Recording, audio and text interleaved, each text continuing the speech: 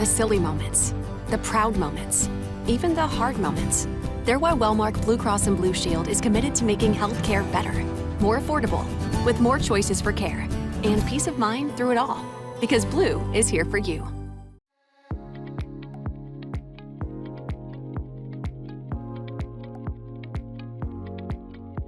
Welcome to the Made in Iowa podcast, presented by Wellmark Blue Cross and Blue Shield. I'm your host, Lisa Fox, live from the Orbit Center, and thrilled to be able to interview one of my heroes because he makes bacon. John Kempen, plant manager for Hormel, Osceola Foods here in Osceola, Iowa. I hope you enjoy this conversation as much as I did. I couldn't be more excited to be in Osceola at the gorgeous Orbit Center.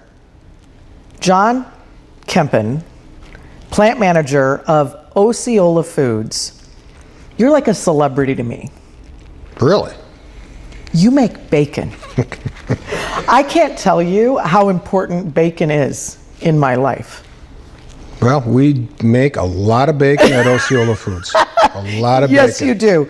In fact, you ship 135 million pounds of meat. We do. Approximately 135 million pounds of finished goods through Osceola Foods, of which approximately 53.5 million pounds of that is bacon. I would have assumed it would have been higher because of my love for bacon. Well, sure. But everyone would be having heart attacks, and that probably wouldn't be good. Yeah. Let's talk about Osceola Foods' parent company, or the company that owns Osceola Foods. Yep. We are part of the Hormel Foods Network, where there's approximately 40 facilities across the United States. We're very much Midwestern in Minnesota, Iowa, Illinois. And you started your career I started a couple years ago, John. Yes. I've been with the company a little over 35 years, and I started in our Oklahoma City facility way back right out of college in Wisconsin. And where'd you go to school? I went to a state school. University of Wisconsin? University of Wisconsin at Whitewater. Okay. Go Warhawks. I love it. And you have been in 6 different facilities. Talk about your initial role with Hormel and how it's evolved over the years. Okay. I started as a relief foreman. That is what first level supervisors were called back then. Okay. I was a foreman. Straight out of college. Straight out of college. Didn't know anything. And had you had experience at all in manufacturing? Oh, I had summer jobs working in a meat distribution company in the greater Green Bay area, Green Bay, Wisconsin. I also worked in the campus food company on campus at the college I went to. So I worked we'll call it the serving lines all the way to managing a department called a catering department, and then kind of like a bar and grill type area as well. Awesome. So my father worked in the food business, and I worked in a grocery store, so I guess food's just been part of my life over the years. And what I love about your trajectory and path, I think it's very important for our kids to be able to visualize themselves in your workforce. And that's exactly what happened to you. Mm-hmm. You had that experience, so you kind of knew what you were getting into when you moved across the country to Oklahoma. Yes. Food production, I always found, is the further I came along in my career, is just, to me, it's fascinating because you're going from back of the manufacturing facility, something that you're producing, to something that you're putting in a box so that you can ship out to the customers, and it's all about the process and procedures in between to give that same quality on every box you produce. So that was ingrained on me early on in Oklahoma City, and carried that through to a brief stint up in the Minneapolis, St. Paul area, overseeing production for a company that made product for Hormel. And then I went to our flagship plant, we call it, in Austin, Minnesota. That's where our corporate office is, and was there for approximately 10 years doing first level supervisory work, but then in the production field worked into what we call a lead supervisor, worked into a superintendent role over those 10 years. So just gained a more increasing level of responsibility. And I took a leap to our corporate office and I was a production manufacturing manager, where I aligned sales and orders and demands for the product across several different plants. Wow. So, and after 10 years of doing that, they asked me to go into plant management. And I started at one of our companies called Lloyd's Barbecue. Oh yeah, I didn't know Lloyd's was yours. Yes, Lloyd's Barbecue. I ran that facility for about a year and a half. And then I was given an opportunity to be the first plant manager at a company that we had purchased in the greater Chicago area called Fontanini Italian Meats and Sausages. It was a private family company that we negotiated and bought. Have great Italian cuisine in the food service industry. So did that for almost 3 years, and took that, we like to call it Hormelization. We wanted to put in our processes, our procedures, but just a great brand there. And then in 2020, I came to Osceola Foods. You got the call. I got the call. You got the call to come to heaven. You got a tap on the shoulder. No, it's Iowa. Hey John, what do you think about this? As well, thank you, and let me talk to my family. Awesome. So. And here you are. I want to talk about the standardized processes that you have within Hormel and how that enables you. We're seeing a huge generational shift, and we've got a lot of folks retiring and handing those reins over to the next generation. How have you been able to make that transition easier for the folks that are coming into these new positions? Sure. One of the things that our food business, Hormel, I can only speak on Hormel, is in order to make consistent quality food, you have to have a good set of processes and procedures that have very rigid quality standards to meet the conformance to our customer requirements. So that's always been there. It's always been formalized and documented, but it's really the observations, it's the one-on-one engagement between management and our team members that have to perform them tasks, because it's just very important. I always make the example of a McDonald's hamburger. Whether you eat one in Osceola, Iowa, or you eat one in Austin, Minnesota, you're expecting the same level of quality. Well, that is the same thing that we want to do. That is our expectation. And the only way to do that is to follow rigid processes and procedures and food safety and quality standards. One thing that has amazed me in my conversations with you is the innovation that goes on within the meat industry. I had no idea. Talk about two things that you made me aware of. One is the pressure pasteurization that you introduced in the plant here in Osceola. Yes, back in approximately 2005, there was some new technology out there that hadn't really been explored in the meat industry. It had been used previously in other industries that I'm not really aware of, so I don't want to say. But it's called high pressure pasteurization. It allows us to manufacture minimally processed meats that take out some of those ingredients that people like to really look at and maybe frown upon. So it's a cleaner ingredient statement, but yet we're still able to offer the same shelf life requirements that we need to be, one, competitive and to appeal to our customer base. So high pressure pasteurization allows us to do that to a select group of our items, mainly sliced meats. We Okay. do a lot of sliced meats in our facility. And you don't just sell those retail, you're selling those to large corporations, right? That is correct. We are very heavily food service facility, but we do have some retail. Shout out to Natural Choice sliced luncheon meats. Okay. That is our biggest. It's branded number 1 or number 2, but it's up there as far as branded natural processed meats. Wow. So that's one of the appealing things. In order to have a clean label, naturally processed, we do an HPP process to it. But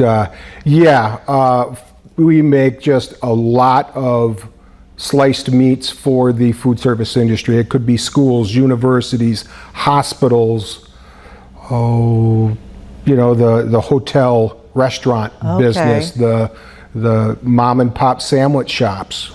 So we have a very broad spectrum of products that deal in beef, chicken, turkey, and pork.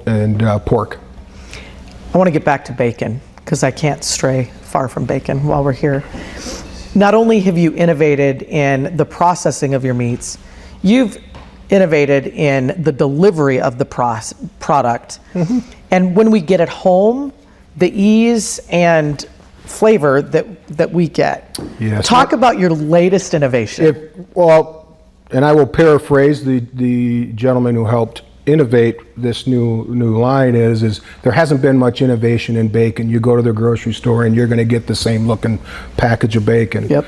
But the biggest probably complaint with bacon is it can be messy to produce. You got to handle it, either pan fry it or put it in the bacon, but you're handling it and then you deal with the grease. We innovated a tray in which we can put, I believe it's 8 or 9 slices of thick cut bacon, our black label bacon, sheeted out on a tray, and then you can take that tray right out of the package, put it straight into the oven, and you cook it to your desired level based on the instructions. And once it's done, remove the bacon, throw away the tray. No fuss, no muss, no mess. Where can we buy these? It is becoming more and more. There's getting more and more distribution to that product. I haven't seen it anywhere. So it's under the oven-ready bacon. And it is sold retail, but it is not in every store. Okay. So what it is unique is the package of it. So once you see it, you go, that's it. We talked a little bit in a previous conversation about how AI is impacting your predictions and the supply chain. Yes. Hormel, over the last several years, we have gone into a kind of a transforming some of our processes that we have throughout our company. Large company, a lot of different companies, and we needed one platform. And with the growing need to predict what our customers need is they are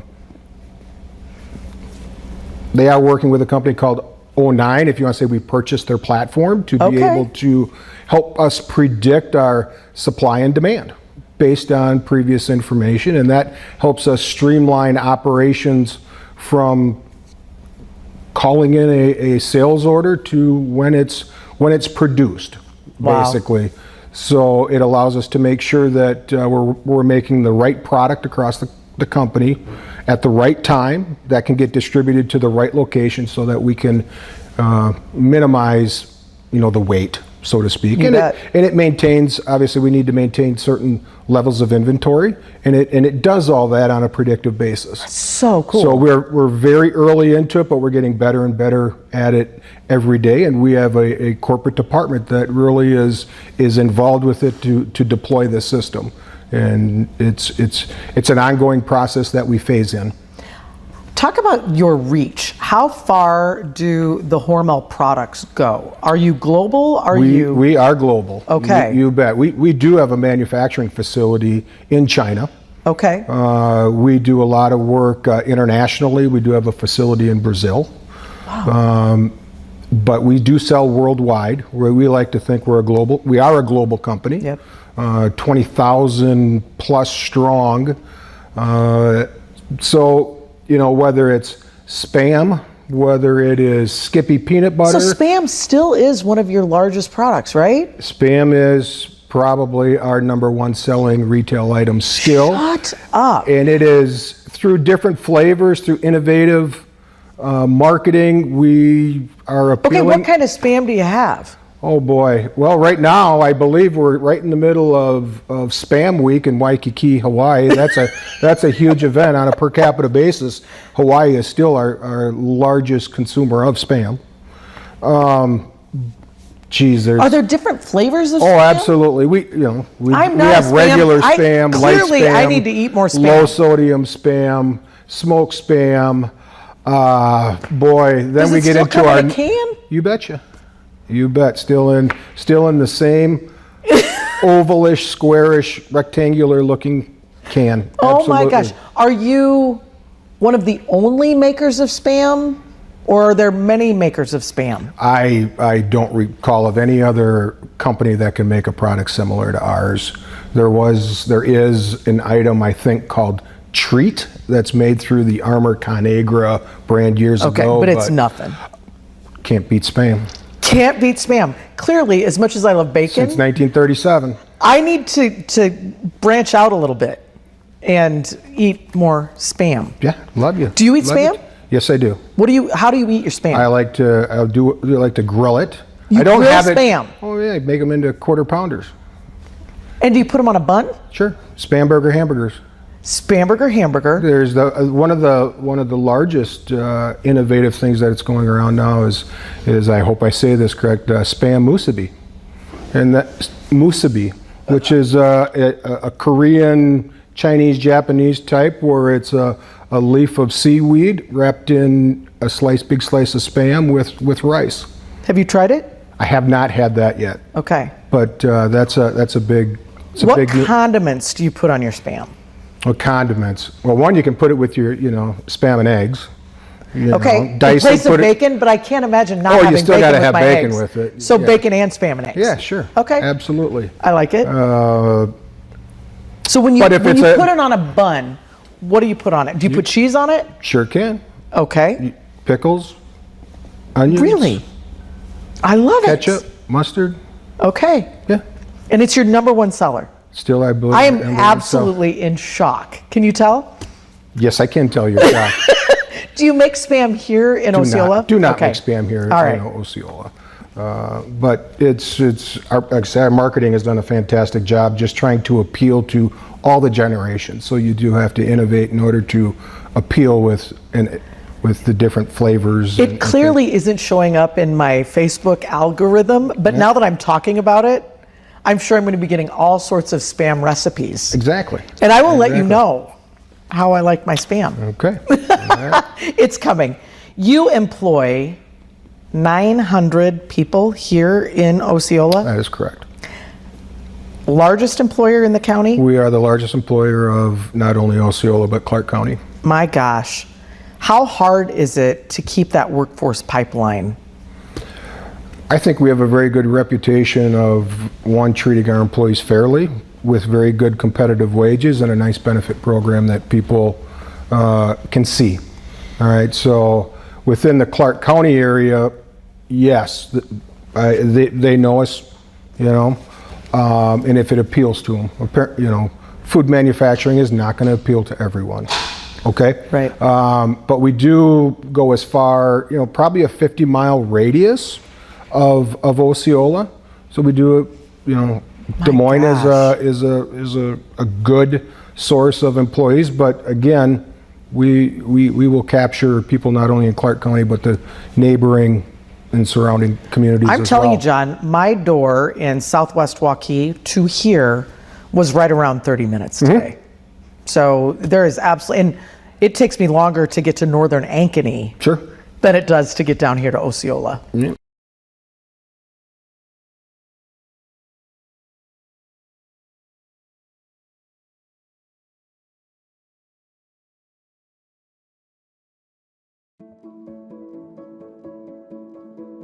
We take a lot of phone calls within the contact center. We actually receive about 500,000 phone calls a year coming in.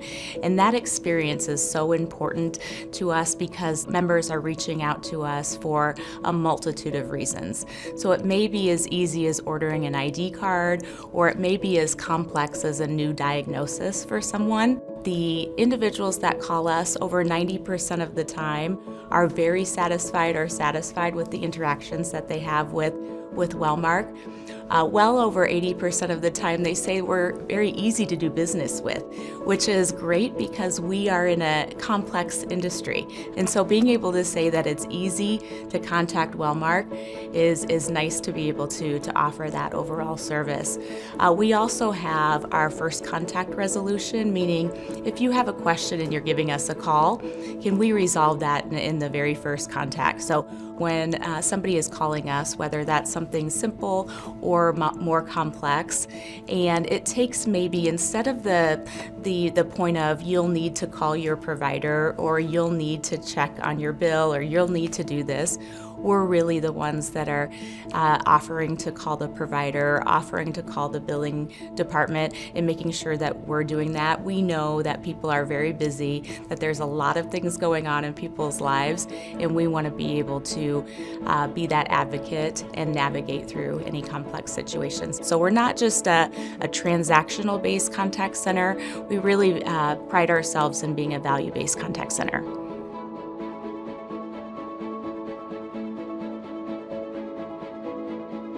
Talk about retention. You've been with the company 35 years. Mm-hmm. And when I was shocked at that, when you first told me, you said that is not uncharacteristic. Nope. A lot of your employees are around a really long time. Yep. Well, one of the things that's really neat about Osceola Foods is in a couple weeks we're celebrating a 30-year anniversary. We have been in business since '96. Wow. Here in the city of Osceola, in the same location. It was an old Jimmy Dean food facility. Okay. The main part of the building was built in '72, and we purchased the facility along with its surrounding land back in '95, and we opened our doors for business in '96. So we still have quite a few people that are turning 30 years seniority with Osceola Foods this year, and we have less than a handful, but there are some that started their career at the Jimmy Dean facility, and then after it closed, they came back to work for Osceola Foods. Do you still produce Jimmy Dean? No, okay. No, completely separate. Nothing. Okay. It's strictly and exclusively Hormel items. But what captures that longevity is again, you get into very competitive wages and benefits and all those types of things, but I feel one of our biggest focuses is making sure that we treat our employees right. All right, we engage with them, we're transparent, we communicate with them on everything, whether it's big or small, having that camaraderie. I love just walking the production floor and visiting with different people. Maybe it's just a good morning, maybe it's a buenos dias, I'm not fluent or I speak any other languages, but you can still engage with someone by simple hand gestures, motions. A smile goes a long way. A smile goes a long way. Mm-hmm. Exactly. But I think that's one of the things. Is any company perfect? No. Right. But treating your people is your number one asset. If you treat your people right, they'll reward you with, I think, longevity. Mm-hmm. They'll reward you with good work ethic. And many of the employees that can't buy into that will typically weed themselves out anyways. You've been here 5 years now? Going on 6 already. Time flies. 6 years. Fun. What are you proudest of in the 6 years at Osceola Foods?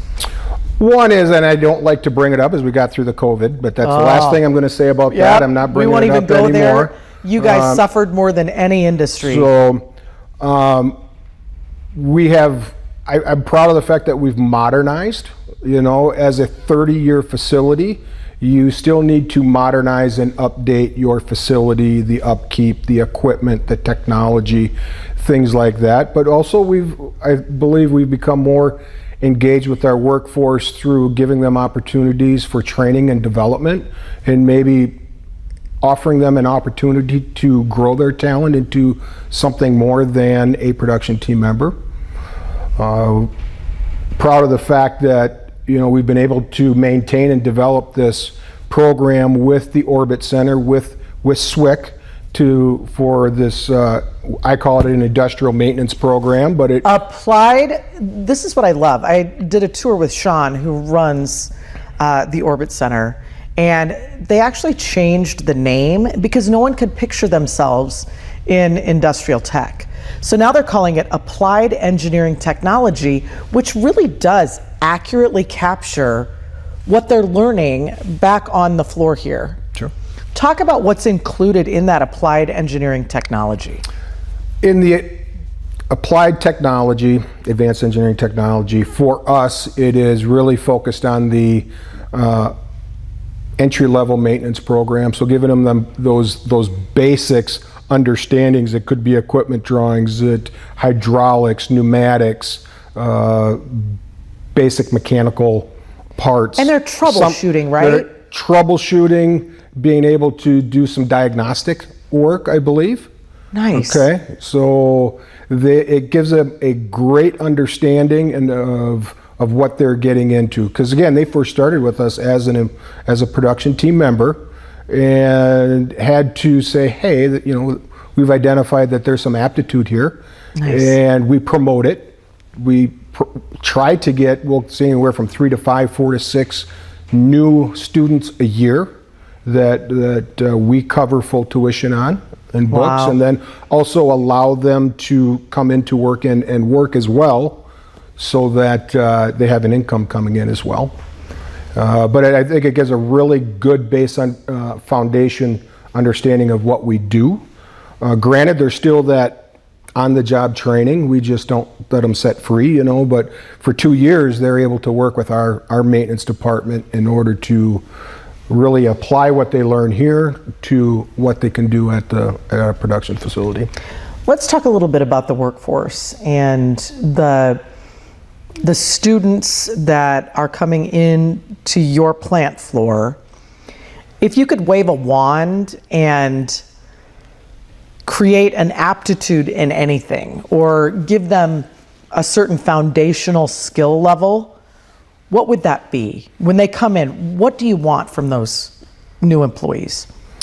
One, I want them to be really attuned to the quality aspect of it, is thinking like the consumer. All right. If you wouldn't want it, they're probably not going to want it. Right. So we do promote if you see something, please say something. Oh, I love that. Okay. But the equipment is becoming much more technical. So we have had to, as far as the operating screens, things like that. So we need to make sure that we have the ability to be bilingual with that, to put it in the language that they can do it. But we also have done very well with just on-the-job training with that, and whether that's through translation. We do have some translators that work at our facility to help with that. And it's really just then the understanding of making sure they understand what the quality specs are. Let's get to what actually goes on behind your four walls. So you're getting product delivered to you, and you're doing the finishing, correct? Correct. I consider this a further manufacturing facility. Okay. Okay, that means we have all our raw materials all ready to our specifications. Okay. All right, whether that's beef, the pork, the chicken, the turkey, things like that. So you're not going to see any livestock trucks in and around our facility. Got it. So it's coming in what we need, and per our ingredient spec, per our manufacturing for each individual item, we know what we need, and we process it from there, from raw to finished. And so you're slicing, dicing. Yep. Slicing, dicing, packing whole. Okay. Obviously slicing, packaging bacon. We're slicing, cooking, packaging bacon, sliced meats. Oh, I bet it smells good. It can smell good. You bet. You bet. When you're cooking that bacon. Yeah, I mean, for instance, one of our products that we do exclusively for Hormel company is a spiral sliced ham. And now those are predominantly used on the holidays in a big family gathering, but that's one of the items I think are, if it's not number one, it's in my top 2 or 3 items that we make. There is an excellent spiral sliced ham that they're excellent. I don't know, perfectly smoked. See, now you're selling me. I'm going to have to get away from bacon. I'm going to have to eat spiral ham and spam. We have a good variety of products to really tease you with. As you look towards the next 5 years, what are you most excited about? Oh, our capabilities. We just have, as we upgrade equipment, as Hormel innovates, I just think our facility is set up really well to handle new innovation. It doesn't come overnight, where it's innovation often will come slower in the food industry. What's that next great product? It might not be here yet. But the facility, I think, has the capacity that we can take on challenges, and we have a great can-do attitude there, as well as all I think Hormel, our founding father, George Hormel, is famous for saying, originate, don't imitate. So that's always been a core belief of the company, and that's what we want to continue on doing. So all our facilities need to be prepared for change. Change is our friend. As things evolve in the food industry, we need to be willing to evolve and adapt to what we need to do. Well, it's been a thrill to meet you, my bacon hero. And if you've got innovations or things that you'd like to announce, please, you've always got an open invitation and an open seat. All right. So thank you so much for your time today. Thank you very much. Yes, thank you. Thank you for tuning in to Made in Iowa. Subscribe, like, and share wherever you listen. Catch episodes weekly from the Iowa Everywhere studio on the BPC streaming network.